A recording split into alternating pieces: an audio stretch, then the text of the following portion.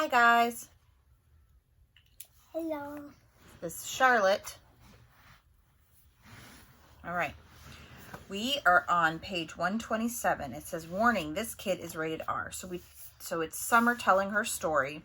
She's talking about being friends with Augie and how she likes him, and how she doesn't like Julian as a boyfriend. And she went to Savannah's Halloween party. Okay. So she asked Augie to come over to do a project about Egypt. Okay. All right. It says, warning, this kid is rated R. That's the chapter title. I had warned Mom about August's face. I had described what he looked like. I did this because I know she's not always so good at faking her feelings. And August was coming over for the first time today.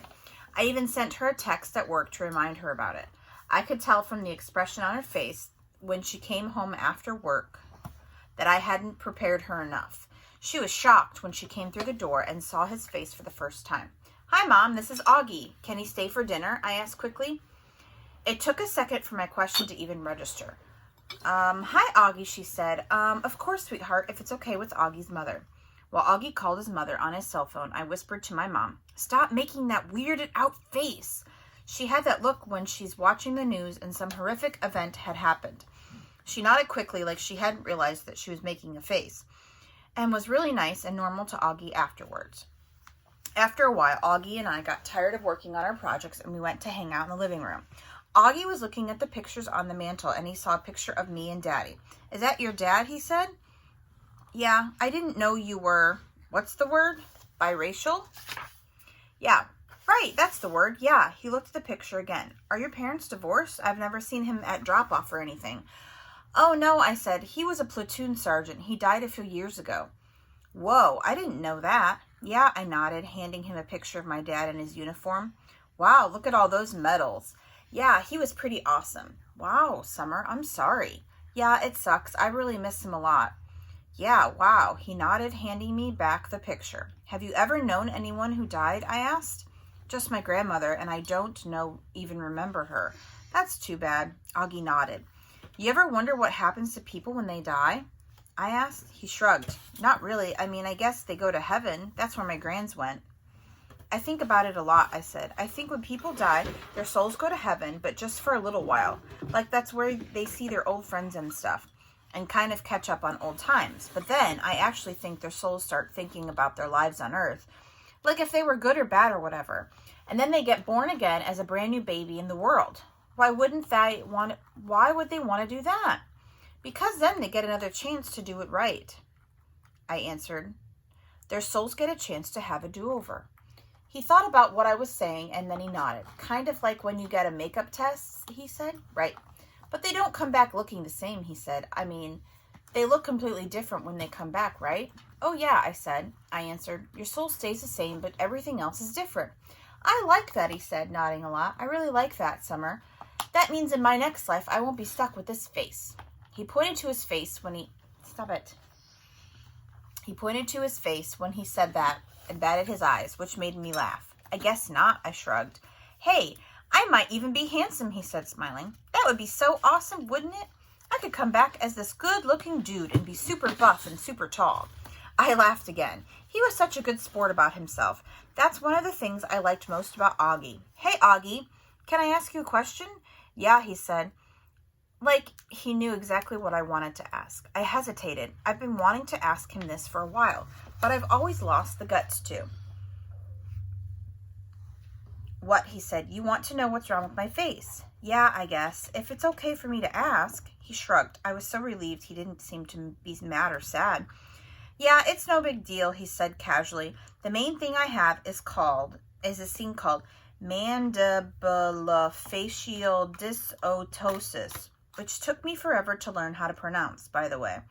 But I also have this other syndrome that I just can't even pronounce. And these things kind of just morph together into one big super thing, which is so rare they don't even have a name for it. I mean, I don't want to brag or anything, but I'm actually considered something of a medical wonder, you know? Wonder, the book. He smiled.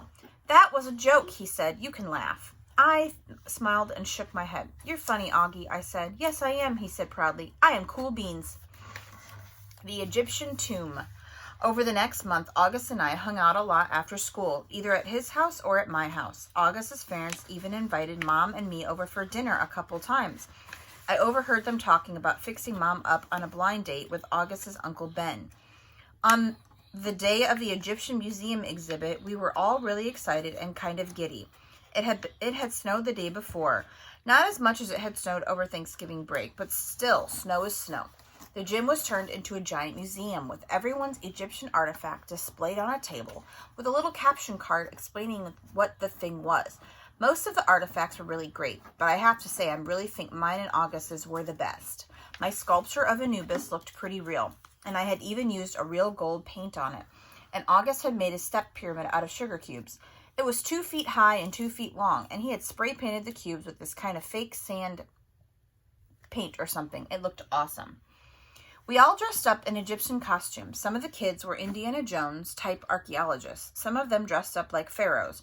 August and I dressed up like mummies. Our faces were covered except for 2 little holes in our eyes and 1 little hole for our mouth. They were mummies.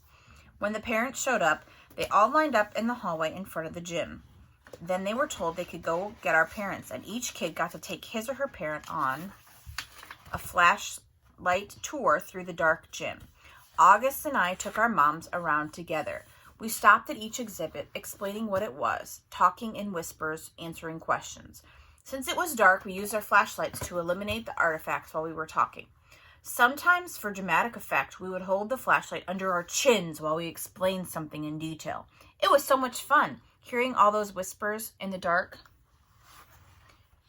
seeing all the lights zigzag around the dark room. At one point, I went over to get a drink of the water fountain. I had to take the mummy wrap off my face. "Hey, Summer," said Jack, who came over to talk to me. He was dressed like the man from The Mummy. "Cool costume. Thanks. Is the other mummy August?" "Yeah." Hey, do you know why August is mad at me?" "Uh-huh," I nodded. "Can you tell me?" "No." He nodded. He seemed bummed. "I told him I wouldn't tell you," I explained. "It's so weird," he said. "I have no idea why he's mad at me all of a sudden. None. Can't you at least give me a hint?" I looked over at where August was across the room, talking to our moms. I wasn't about to break my solid oath that I wouldn't tell anyone about what he had overheard at Halloween, but I felt bad for Jack. "Bleeding scream," I whispered in his ear, then I walked away. Okay, that was part 3. So this is part 4, Jack. This is the little boy Jack's story, the kid. Yeah, it just kind of has a picture of a baseball hat. It says, Jack, now hear my secret. It is very simple. It is only with one's heart that one can see clearly. What is essential is invisible to the eye. Anton de Saint-Exupéry, The Little Prince. So this is, Jack's going to tell the story now, okay? So we're back in August. It says, the call. So in August, my parents got this call from Mr. Tushman, the middle school director. And my mom said, maybe he calls all the new students to welcome them. And my dad said, that's a lot of kids he's calling. So my mom called him back, and I could hear her talking to Mr. Tushman on the phone. This is exactly what he said. "Oh, hi, Mr. Tushman. This is Amanda Will returning your call." Pause. "Oh, thank you. Stop it. That's so nice of you to say. He's looking forward to it." Pause. "Yes." Pause. "Yeah." Pause. "Oh, sure." Long pause. "Oh, pause. Well, that's so nice of you to say." Pause. "Sure." "Oh, wow. Oh," super long pause. "I see, of course. I'm sure he will. Let me write it down." "Okay, got it. I'll call you after I've had a chance to talk to him, okay?" Pause. Thank you for thinking of him. Bye-bye." And when she hung up, I was like, "What's up? What did he say?" And Mom said, "Well, it's actually very flattering, but kind of sad too. You see, there's a boy who's starting middle school this year, and he's never been in real school environment before because he was homeschooled. So Mr. Tushman talked to some of the lower school teachers to find out what they thought were some of the really, really great kids coming into 5th grade. And the teachers must have told him you were an especially nice kid, which I already knew, of course. And so Mr. Tushman is wondering if he could count on you to sort of shepherd this new boy around a bit." "Like, let him hang out with me?" I said. "Exactly," said Mom. "He's calling him a bit of a welcome buddy." "But why me?" I told you. Your teachers told Mr. Tushman you were the kind of kid who's known for being a good egg. I mean, so proud that they think so highly of you. Why is it sad? What do you mean? You said it's flattering, but kind of sad, too. Oh, Mom nodded. Well, apparently this boy has some sort of, I guess there's something wrong with his face, or something like that. Not sure. Maybe he was in an accident. Mr. Tushman said he'd explain a bit when you came to the school next week. School doesn't start till September. He wants you to meet the kid before school starts. Do I have to? Mom looked a bit surprised. Well, no, of course not, he said, but it would be nice to thing to do, Jack. If I don't have to do it, I said, I don't want to do it. Can you at least think about it? I'm thinking about it and I don't want to do it. Well, I'm not going to force you, she said, but at least think about it some more, okay? I'm not calling Mr. Tushman back until tomorrow, so just sit with it a bit. I mean, Jack, I really don't think it's that much to ask that you spend a little extra time with some new kid.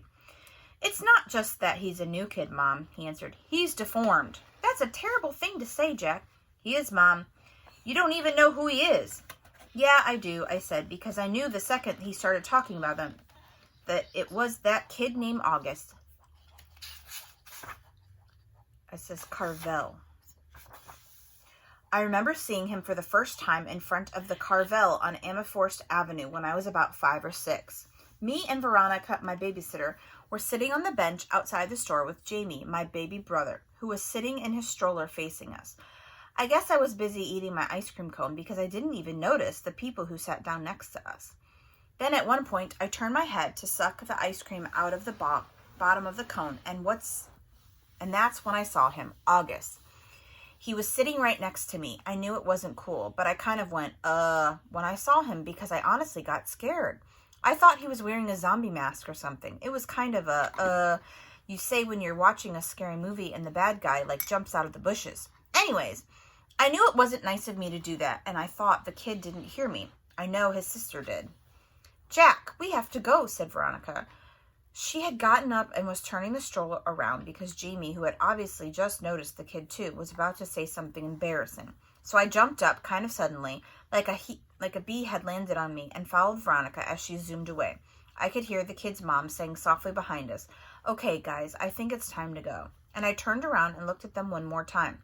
The kid was licking his ice cream cone. The mom was picking up the scooter, and the sister was glaring at me like she was going to kill me. I looked away quickly. Veronica, what's wrong with that kid? I whispered. Hush, boy, she said, her voice angry. I love Veronica, but when she got mad, she got mad. Meanwhile, Jamie was practically spilling out of his stroller trying to get another look as Veronica pushed him away. But Veronica, said Jamie, you boys were very naughty, said Veronica. As soon as we were farther down the block, staring like that, I didn't mean to. Veronica, said Jamie. Us leaving like that, Veronica was muttering. Oh, Lord, that poor lady. I tell you, boys, every day we should thank the Lord for our blessings. You hear me? Veronica, what is it, Jamie? Is it Halloween? No, Jamie. Then why was that boy wearing a mask? Veronica didn't answer. Sometimes when she was mad at something, she would do that. He wasn't wearing a mask. Hush, Jack, said Veronica. Why are you mad, Veronica? I couldn't help asking. I thought this would make her angry, but actually she shook her head. It was bad how we did that, she said, just getting up like that. Like we'd just seen the devil. I was scared for what Jamie was going to say, you know. I didn't want him to say anything that would hurt that little boy's feelings. But it was very sad, us leaving like that. The mama knew what was going on. But we didn't mean it, I answered. Jack, sometimes you don't have to mean to hurt someone. You understand? That was the first time I ever saw August in the neighborhood, at least that I could remember. But I've seen him around ever since then. A couple of times in the playground, a few times in the park. He used to wear an astronaut helmet sometimes, but I always knew it was him underneath the helmet. All the kids in the neighborhood knew it was him. Everyone had seen August at some point or another. We all knew his name, though he didn't know ours. And whenever I'd see him, I'd try to remember that Veronica said, but it's hard. It's hard not to sneak a second look. It's hard to act normal when you see him. Okay, we're going to stop there. Question number 1. We're going back to Summer's story. Summer.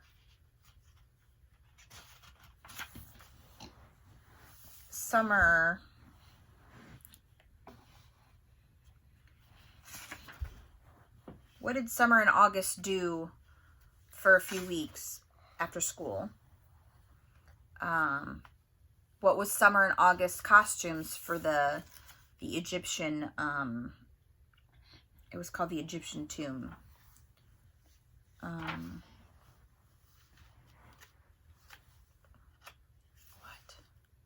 We're almost done.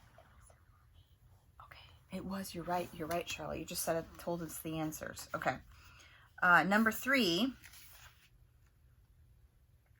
At the end of Summer's story, Jack said that he goes, "Hey, Summer, cool costume."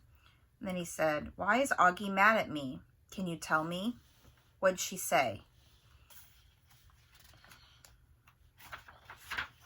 Number 4. Okay, now we're in Jack's story. Question number 4. Mr. Tushman called Jack's mom. And what did Mr. Tushman say about Jack? He said he was what? That's number 4. Number 5, when did Jack actually see Augie first? He saw them somewhere. All right, see you guys tomorrow. I'm going to say bye.